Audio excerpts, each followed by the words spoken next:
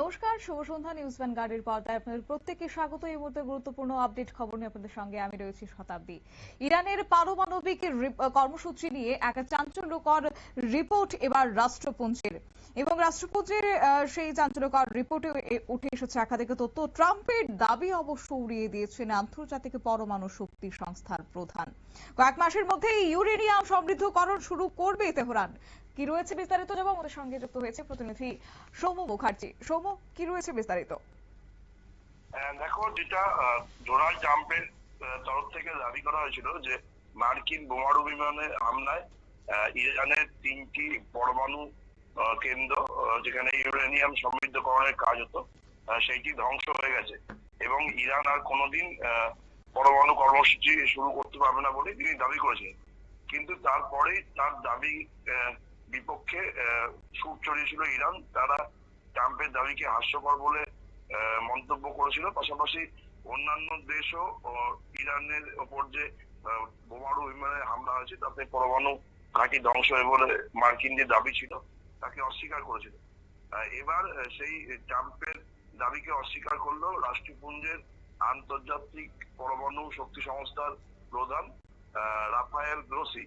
তিনি সম্প্রতি একটি সংবাদ মাধ্যমকে সাক্ষাৎকার দিতে গিয়ে বলেন যে আমেরিকা ও ইসরায়েলের হামলার ফলে ইরানের যে একাধিক পারমাণবিক কেন্দ্র ক্ষতিগ্রস্ত হয়েছে তাতে ইরানের খুব একটা কিছু ক্ষতি হয়নি। তারা আবার সমস্ত কাজ গুছিয়ে পরিকাঠামো পুনর্গঠন করে কয়েক মাসের মধ্যেই ইউরেনিয়াম সমৃদ্ধকরণের কাজ শুরু করতে পারবে। মানে পরমাণু ঘাঁটি ধ্বংস নিয়ে যে ট্রাম্প দাবি করেছিল যে ধূলিসাৎ হয়ে গেছে, সেখানে কোনো কিছু অবশিষ্ট নেই, সেটা পুরোপুরি অস্বীকার করছে আন্তর্জাতিক পরমাণু শক্তি সংস্থার প্রধান।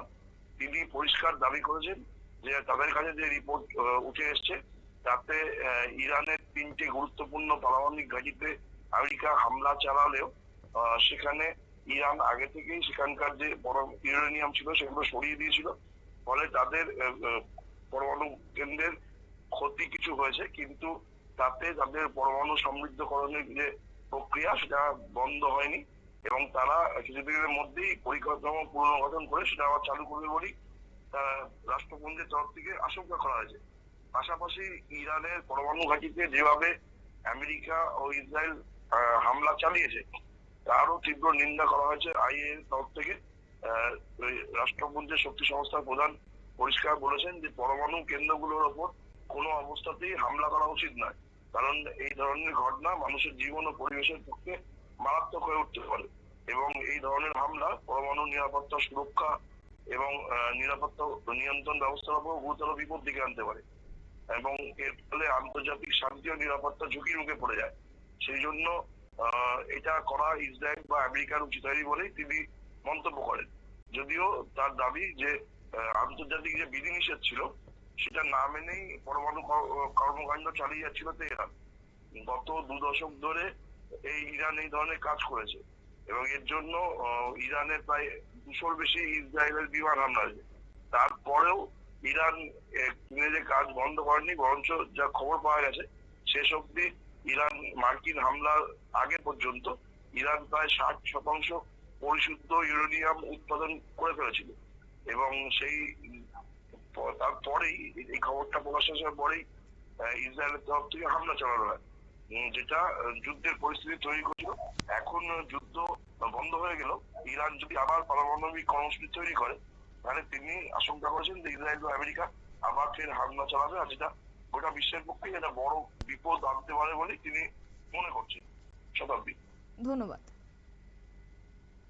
অর্থাৎ ইরানের পারমাণবিক কর্মসূচি নিয়ে যে রাষ্ট্রপুঞ্জের রিপোর্ট প্রকাশ করা হয়েছে তাতে করে একটা চাঞ্চল্য ছড়িয়েছে।